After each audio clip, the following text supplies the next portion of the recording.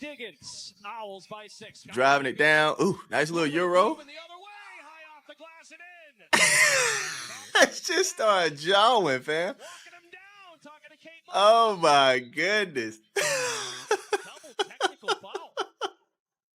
The intensity level is high in the building, baby. I mean, she legitimately just went off, fam. I don't know what did it. That was a nice move. That wasn't just competitive energy. That felt personal. SKYLAR Diggins-Smith slices through the lane with a silky Euro step and finishes at the rim. But instead of turning to celebrate with her teammates, she pivots and unleashes her emotions straight at Kate Martin. Look closely at the body language. Fists tight, stepping forward, zero hesitation, no retreat. Meanwhile, Kate Martin stands her ground, eyes locked in, unshaken, refusing to flinch.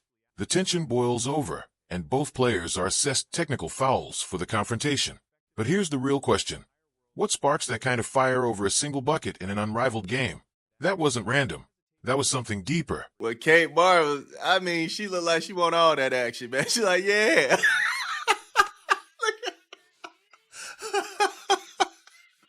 Look at the eyes, fam. Oh, my goodness. This is hilarious, man.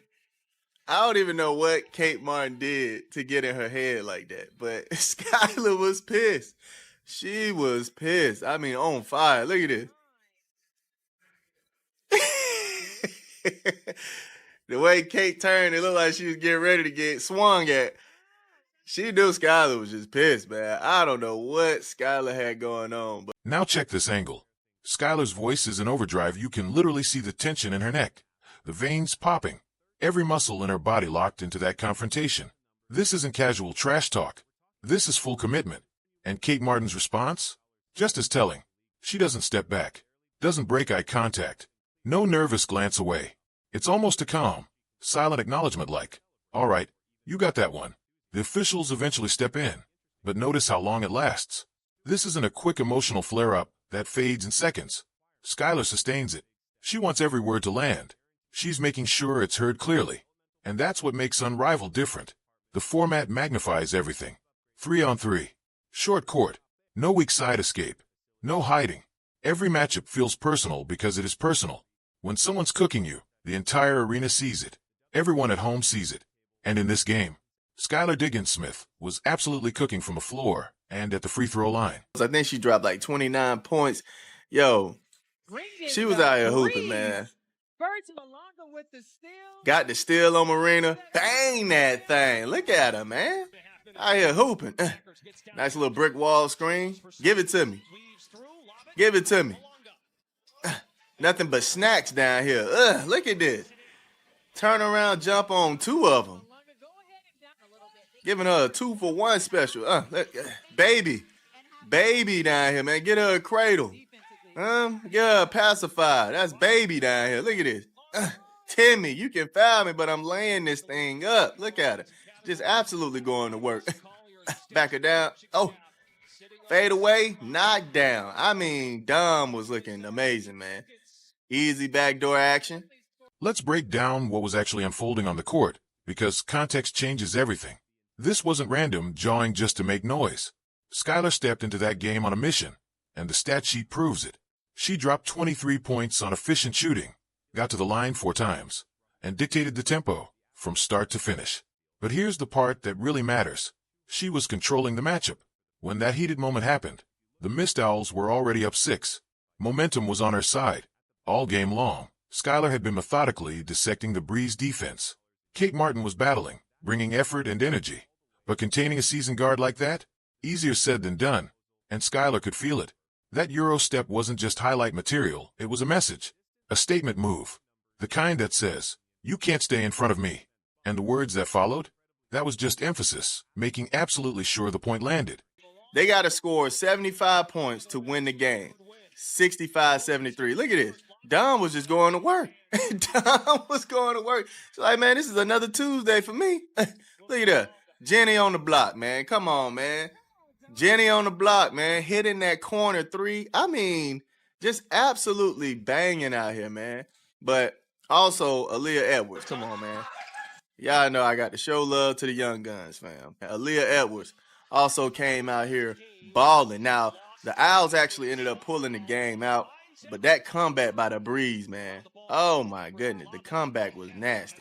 Look at it. The 1-2 SKYLAR AE was unstoppable, man. I don't know what the Breeze had. Now shift your focus to Dominique Malona going to work. She poured in 29 points in this game and didn't attempt a single free throw. Read that again. 29 points. 0 trips to the line. That's straight skill. No whistles. No easy points. Just pure buckets.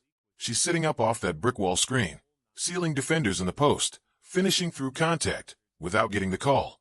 Turnaround jumper over 2 defenders. Cash. Simple layups in traffic. Automatic. Back down moves with patience and footwork. Textbook. It was a clinic in efficient scoring. But here's the twist. Even with Malona dominating like that, even with the ball zipping around and Courtney Williams orchestrating the offense smoothly, the Breeze still came up short. The missed Owls closed it out, and the reason goes back to what we saw earlier. SKYLAR Diggins-Smith and Aaliyah Edwards in the pick and roll were nearly impossible to contain. Every read was sharp. Every rotation punished. When it mattered most, that 2-player action tilted the entire game. SKYLAR and Courtney was going at it, though. They were going at it, too. Look at this pocket pass. SKYLAR was just diming them things, man. My goodness. All her wishes coming true. All of them. The way she's diming. The way she's getting these dimes, man. I mean, at the wishing well, just flipping dimes. Look at this. Look at this. I mean, cooking, man. Absolutely cooking them. But, man, that that moment had me dying, fam. I can't hold you. I can't hold you. Katie SKYLAR double text. They did get double text for this. Had me dying. WNBA getting negative, and I'm here for every second. Intensity on 100. SKYLAR stay bringing that. Now look at the scoreboard shift. At one stage, the Breeze were trailing 58-66. Then they surged, tightening it to 65-73. In the Unrivaled format, 75 points wins it, and suddenly they were within striking distance. The comeback felt real. Malona kept applying pressure. Courtney Williams kept orchestrating.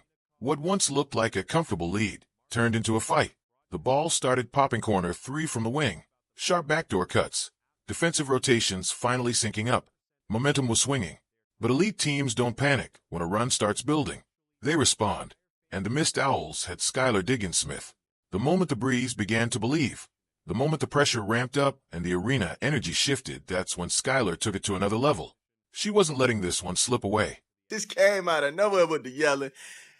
And it looked like she said, "You can't guard me right there." That's what it looked like she said. But, man, SKYLAR was on fire. And I can't hold you now. It did not look like Kate could guard SKYLAR at that point. We look at the points. Paige had 19. She was going to work out there. She had 4 free throws. Like I said, Dom, man, 29 with no free throws. It's nasty work. And then Courtney had 15 on top of that. We go down. SKYLAR, 23 with 4 free throws. Nasty work. Aaliyah, 24 points, man, with 3 free throws. So, yeah, man, absolutely cooking. 12 for Rachel. Y'all let me know how y'all feel. The 2-player game between SKYLAR and Aaliyah Edwards turned into a full-blown problem the Breeze simply couldn't solve. Watch how they read the floor. SKYLAR sizing up the coverage, waiting for the slightest hesitation. Edwards setting the screen, then exploding to the rim. Breeze defenders stuck in no man's land every possession. Do you step up to stop SKYLAR's drive and leave Edwards rolling free?